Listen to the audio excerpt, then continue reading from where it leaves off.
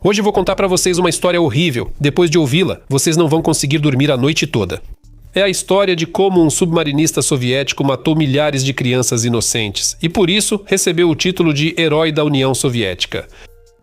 Alexander Marinesko afundou o navio alemão Wilhelm Gustloff com milhares de passageiros a bordo, a maioria dos quais eram refugiados e crianças. Pelo número de vítimas, o naufrágio desse navio está entre as maiores catástrofes marítimas do mundo, sendo várias vezes maior que a tragédia do famoso Titanic. Hoje vou contar sobre o ataque do século e sobre o destino do próprio Marinesko antes e depois do afundamento do Gustloff, além das vítimas dessa catástrofe. Além disso, vou desfazer muitos mitos soviéticos relacionados a essa tragédia. E claro, vou tentar responder a principal pergunta: quem foi Alexander Marinesko? Herói ou criminoso de guerra? Meu nome é Semyon, canal Mikocha TV. Vamos começar.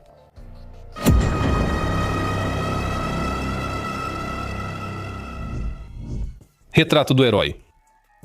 O herói da minha história nasceu em Odessa. Seu pai, ex-marinheiro da Marinha Romena, fugiu do serviço e de sua terra natal depois de ter espancado um oficial. É preciso dizer que, em temperamento, Alexander Marinesko puxou totalmente ao pai, pois nunca soube conter os impulsos de sua natureza expansiva.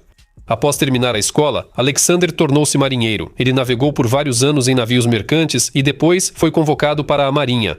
Marinesko tornou-se submarinista e, é preciso dizer, a carreira do nosso herói foi meteórica. Em novembro de 1938, ele já era assistente do capitão e 6 meses depois, Alexander recebeu o comando do M90 e fez um submarino do tipo Malyutka. Naquela época, ele tinha 26 anos, a guerra começou de forma desfavorável para Marinesko. Seu submarino foi danificado pelo fogo da artilharia alemã e, por isso, ficou em reparos até agosto de 1942. Durante o longo tempo ocioso, os marinheiros se entregaram a excessos, com bebedeira crescente e conversas antissoviéticas. E o próprio Marinesko, aproveitando a situação, organizou jogos de cartas por dinheiro entre os oficiais da divisão. A situação ficou tão grave que a chefia teve que tomar medidas drásticas. 8 oficiais da brigada de submarinos foram a julgamento e 4 deles foram fuzilados. Marinesko teve sorte. Ele só foi expulso do partido. Vale dizer que Alexandre gostava de festejar e beber bastante. Dizem as más línguas que encontrá-lo sóbrio entre as missões era uma grande sorte. Embora ele nunca chegasse a ficar fora de si de tanto beber, e no mar ele não bebia de jeito nenhum. Antes da guerra, Marinesko se envolveu numa briga em um restaurante de Tallinn após discutir com locais temperamentais. Também houve atrasos para chegar ao submarino por bebedeiras e outros incidentes desagradáveis. E sem falar no incêndio no submarino de um amigo, que foi causado pelo Marinesko. Ele jogou uma bituca de cigarro acesa no canto da cabine. Seguindo o exemplo do pai, ele não batia nos chefes, mas mandar alguém ir se foder, não importando o cargo ou patente, ele fazia com facilidade. A chefia tolerava todas essas atitudes porque Alexander era um bom marinheiro e tinha respeito dos seus subordinados. Em 1943, Marinesko recebeu o S-13, o submarino, graças ao qual seu nome entraria para a história. Alexander se saiu bem, embora sem grandes conquistas. Por exemplo, em 1944, o S-13 atacou o navio de transporte alemão Siegfried. Quando os torpedos erraram o alvo, o submarino abriu fogo contra o inimigo com canhões e o danificou seriamente. Ainda antes disso, Marinesko participou de uma operação de sabotagem, cujo objetivo, dizem, era capturar a máquina de codificação alemã Enigma. Seu submarino desembarcou um grupo de reconhecimento atrás das linhas inimigas. Apesar do fracasso da operação, Marinesko foi reconhecido e recebeu a Ordem da Bandeira Vermelha. No início de 1945, o S-13 foi transferido para a Finlândia, recém-saída da guerra, onde começou a se preparar para uma nova missão, de forma bastante peculiar. Os membros da tripulação se envolveram em uma briga em massa com os finlandeses, mas quem se destacou ainda mais foi o capitão. Ele se envolveu com uma jovem sueca e ficou na casa dela por vários dias. O ex-namorado da garota não quis resolver as coisas na briga, mas imediatamente denunciou o rival ao comando soviético. A Smersh se envolveu no caso. Marinesko foi acusado não só de ausência não autorizada, mas também de espionagem por se relacionar com uma estrangeira. Mas aqui a tripulação defendeu o capitão, recusando-se a sair ao mar sem Marinesko. No final das contas, a tripulação não ignorou todo esse circo e enviou o submarino para a missão. Para a tripulação, especialmente para o capitão, essa saída ao mar foi como ser enviado a uma companhia disciplinar. Que nessa missão, eles precisavam realizar algo realmente heróico. Caso contrário, ao retornarem para casa, enfrentariam sérios problemas. Após várias semanas de buscas infrutíferas no tempestuoso inverno do Báltico, Marinesco direcionou seu submarino em direção à Baía de Danzig. Ao verem o grande transatlântico navegando em linha reta com as luzes acesas, os submarinistas soviéticos provavelmente não acreditaram no que viam. Mas era o Wilhelm Gustloff, um dos navios mais famosos do Terceiro Reich. Wilhelm Gustloff teve a construção iniciada no estaleiro Blohm & Voss, em Hamburgo, em 1936. Era um enorme e elegante transatlântico de 9 convéses. Um dos maiores do mundo na época de sua construção. A organização responsável pelo navio era a Força pela Alegria, uma espécie de agência estatal de turismo do Terceiro Reich, que organizava o lazer dos alemães de acordo com as diretrizes ideológicas do nacional-socialismo. O navio recebeu seu nome em homenagem ao nazista suíço Wilhelm Gustloff, assassinado por um estudante judeu em fevereiro de 1936. Dizem que, inicialmente, o navio seria chamado Adolf Hitler. No entanto, Wilhelm Gustloff foi usado por pouco tempo para cruzeiros marítimos. Após o início da guerra, o navio virou hospital flutuante e depois foi entregue aos submarinistas, que instalaram alojamentos para cadetes. Em 1943, após um ataque de bombardeiros americanos, o navio sofreu um buraco no casco do lado direito. Mas foi rapidamente remendado e pintado. Assim, ele permaneceu no porto de Danzig, quase até o final da guerra. No início de 1945, o Exército Vermelho entrou na Prússia Oriental. E entrou, como se diz, com tudo. Restou uma lembrança coletiva das atrocidades cometidas pelos soldados soviéticos nos territórios ocupados. Isso gerou uma onda de refugiados que correram aos portos do Mar Báltico buscando embarcar em navios. Para a evacuação dos refugiados, também foi utilizado o Wilhelm Gustloff, que ficou atracado por 5 anos. Naquele momento, havia cerca de 60 mil refugiados no porto de Danzig. Hoje é impossível dizer quantos passageiros estavam a bordo do Gustloff em sua última viagem. O navio estava literalmente lotado. As pessoas estavam sentadas nas cabines, em todos os corredores e passagens, até nas salas técnicas. Sua capacidade normal de passageiros era de 1.463 pessoas mais 417 membros da tripulação. Pesquisadores modernos estimam que no naufrágio havia mais de 10 mil pessoas a bordo, incluindo centenas de feridos dos hospitais próximos. Mas a maioria dos passageiros do Wilhelm Gustloff eram refugiados, mulheres, idosos e crianças. Havia a bordo também alguns jovens cadetes de submarino, a maioria dos quais também eram refugiados. Jovens mulheres com idades entre 17 e 25 anos, elas foram acomodadas em uma piscina vazia. Quando o navio lotado partiu para o mar, foi cercado por uma flotilha de barcos cheios de refugiados. Dizem que foi uma cena de partir o coração. As mães levantavam seus filhos acima de si ou simplesmente os entregavam nas mãos dos marinheiros. Com pena, a tripulação deixou mais 2.000 pessoas embarcarem. Aqueles que conseguiram embarcar no navio sentiram um enorme alívio, pois não sabiam que estavam condenados. E por fim, o tempo naquele dia estava simplesmente horrível. Menos 10 graus Celsius, soprava um vento forte e cortante e nevava. Nessas condições, uma pessoa que caísse ao mar praticamente não tinha chances. Na história do Wilhelm Gustloff, assim como no caso do Titanic, aliás, houve muitas coincidências fatais que se acumularam e levaram à catástrofe. Bem, por exemplo, não havia uma liderança única no navio. Nominalmente, o navio era comandado por Friedrich Peterson, de 72 anos, porém, além dele, havia também o capitão de corveta Wilhelm Zahn, comandante daquela mesma unidade de treinamento de submarinistas que estava alojada no Gustloff. A bordo havia ainda 2 capitães de patente inferior, que também interferiam regularmente no comando. Esses camaradas discutiam constantemente sobre qual canal seguir com o navio e quais medidas de precaução tomar em relação aos submarinos e à aviação inimiga.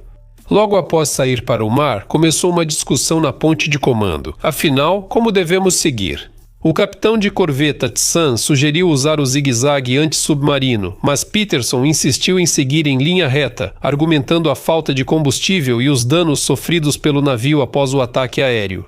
Os mais jovens apoiaram o aposentado e o navio seguiu em frente direto para sua perdição. Temendo pelo estado dos motores, assim como pelo buraco remendado às pressas, Peterson conduziu o navio em baixa velocidade. Essa foi mais uma decisão fatal. Se o navio estivesse em velocidade normal, Marinetskaya nunca o teria alcançado. Antes de partir para o mar, Gustloff recebeu um radiograma sobre um comboio de navios varredores de minas que estaria vindo ao seu encontro. Por isso, ele ligou as luzes de navegação para evitar colisões. Na verdade, nunca houve navio varredor de minas. Até hoje não se sabe a origem dessa mensagem. As luzes em Gustloff permitiram que o Marinetskaya detectasse o navio e realizasse um ataque de torpedo em condições ideais. Por volta das 21 horas, o submarino Marinetskaya lançou 3 torpedos contra o Wilhelm Gustloff. O primeiro atingiu a proa do navio, o segundo explodiu a piscina vazia, literalmente despedaçando as garotas do batalhão naval que estavam lá. E o último atingiu a casa de máquinas, deixando o navio sem propulsão. O capitão Peterson entendeu imediatamente o que havia acontecido. Por isso ele disse primeiro: "É isso." No navio, instalou-se um pânico. Os passageiros que sobreviveram às explosões e não se afogaram nas cabines dos convéses inferiores correram para os botes salva-vidas. Parte da tripulação responsável pelos botes salva-vidas e evacuação ficou presa nos convéses inferiores e morreu ali. Os passageiros não baixaram os botes salva-vidas por não saberem como. Muitos turcos dos botes estavam congelados e o navio já estava bem inclinado. Com o esforço da tripulação e passageiros, alguns botes foram lançados ao mar, mas muitos acabaram na água gelada. Devido à forte inclinação do navio, uma arma antiaérea caiu do convés e esmagou um dos botes que já estava cheio de pessoas. Muitas pessoas morreram no pânico e no tumulto, especialmente crianças e mulheres. Ninguém ajudou os indefesos, grávidas ou soldados feridos. Os botes salva-vidas eram tomados à força. Neles entravam aqueles que eram fisicamente mais fortes. Muitos passageiros que tinham armas atiraram em si mesmos, preferindo o suicídio a uma morte dolorosa na água gelada e na escuridão. Muitos daqueles que conseguiram entrar nos botes salva-vidas morreram congelados antes da chegada dos socorristas. Com o vento forte, as pessoas encharcadas se transformavam em estátuas de gelo. Testemunhas lembram de uma cadela guia que, com suas últimas forças, puxava seu dono cego, já morto, até a lateral do bote salva-vidas. Os coletes salva-vidas eram grandes demais para as crianças, então, ao caírem na água, elas viravam de cabeça para baixo. Acima da água, só se viam suas perninhas se debatendo, impotentes. Os socorristas e os sobreviventes lembravam das centenas de perninhas infantis enrijecidas saindo da água. O Wilhelm Gustloff afundou cerca de 1 hora após o ataque de torpedo. O resgate dos náufragos foi realizado pelo torpedeiro Levi e pelo contratorpedeiro T-38 que estava por perto. O cruzador pesado Admiral Ripper, que passava próximo, não parou por medo de um novo ataque de torpedo. Quando os navios de resgate chegaram 1 hora depois ao local do desastre, só cadáveres flutuavam na água. Socorristas acharam um bebê vivo, apenas dormindo, em um bote salva-vidas abandonado, esquecido no pânico. Ele foi o último resgatado do Gustloff. Segundo diferentes fontes, conseguiram salvar de 949 a 1.500 pessoas de mais de 10.000 que estavam a bordo. Aliás, ao contrário do clichê de que o capitão é o último a deixar o navio, todos os 4 capitães sobreviveram à catástrofe. O mais jovem deles cometeu suicídio com um tiro após a guerra. Mitos soviéticos sobre Gustloff. A história da Segunda Guerra Mundial está cheia de tragédias horríveis. No entanto, a catástrofe do Wilhelm Gustloff se destaca até mesmo entre elas. Na União Soviética, isso era muito bem compreendido. Por isso, fizeram de tudo para transformar o assassinato de milhares de pessoas inocentes em um feito heróico. Propagandistas soviéticos criaram vários mitos sobre o naufrágio do navio, alguns ainda difundidos hoje. Por exemplo, na União Soviética afirmavam que a bordo do Gustloff encontraram à morte cerca de 5 ou 7 mil nazistas experientes, incluindo oficiais superiores e figurões do partido. No entanto, os criadores de mitos soviéticos nunca mencionaram nenhum sobrenome, nem sequer um único cargo. Vale dizer que isso é pura invenção? Muito mais popular é o mito de que Marinetsko teria destruído no Gustloff quase metade do efetivo do corpo de submarinistas alemães. Normalmente, fala-se de 80 a 100 tripulações treinadas para submarinos de modelos mais modernos.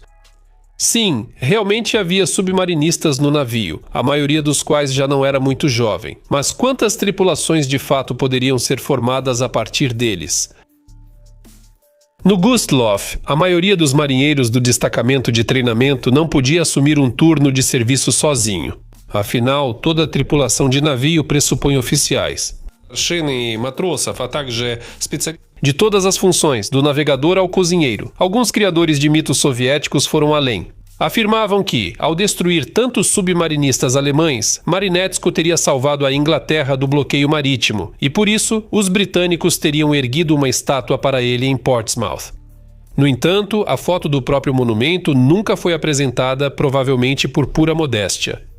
Também na URSS gostavam de contar que, após o naufrágio do Gustloff, foi declarado luto de 3 dias, e que Hitler teria reconhecido Marinetsko como seu inimigo pessoal. Não está claro de onde tiraram esse absurdo.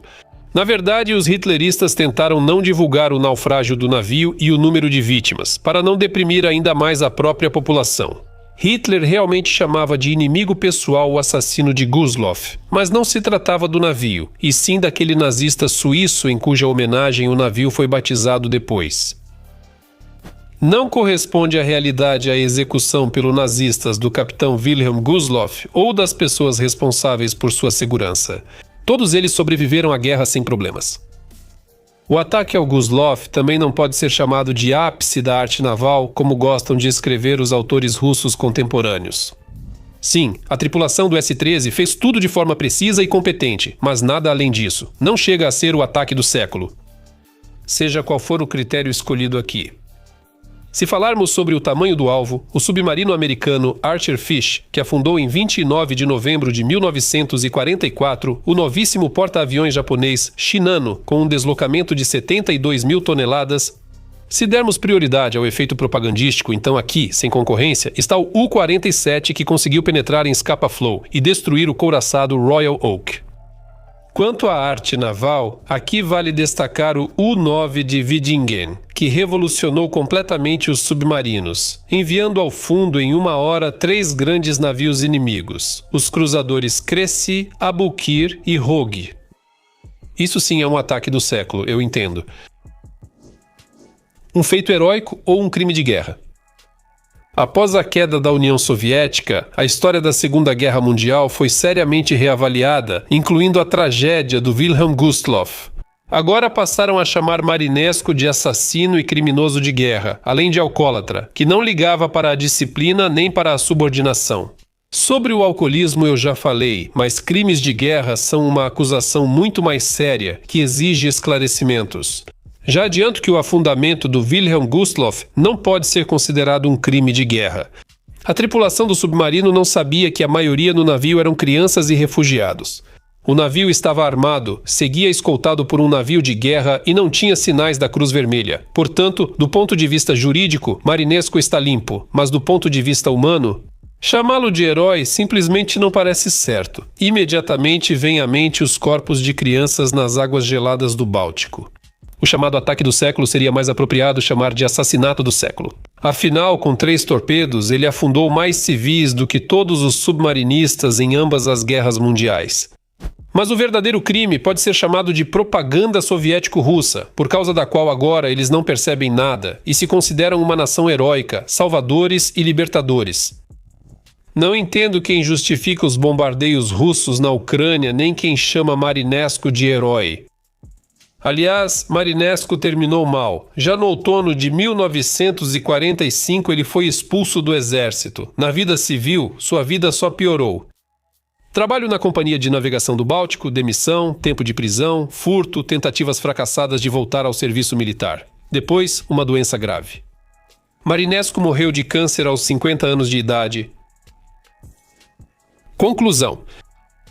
Na guerra, coisas horríveis acontecem o tempo todo. Essa é a sua natureza maldita. No entanto, as guerras acabam e então elas são repensadas. E poucas pessoas pensam em glorificar as atrocidades óbvias. Eu, por exemplo, nunca ouvi os americanos chamarem de heróis os pilotos que lançaram bombas nucleares sobre cidades japonesas. No entanto, na União Soviética isso não funcionava. Lá, negavam de todas as formas quaisquer crimes cometidos por eles durante a guerra. Parece que a atual propaganda russa está seguindo o mesmo caminho, tirando do fundo do baú antigos mitos soviéticos. Quanto ao marinesco, se ainda houver alguém que o considere um herói, apenas imagine antes de dormir que você está naquele navio, porque quer salvar seus filhos. No navio, há milhares de crianças. A noite se aproxima, muitos já estão dormindo e você parece estar em segurança, mas então de repente explosões, o navio começa a afundar, gritos, pânico, sangue, menos 10 graus. Você conseguiria chamar de herói quem fez isso? Para reforçar, assista a um vídeo sobre os heróis da Operação Militar Especial quando puder. Tchau, pessoal!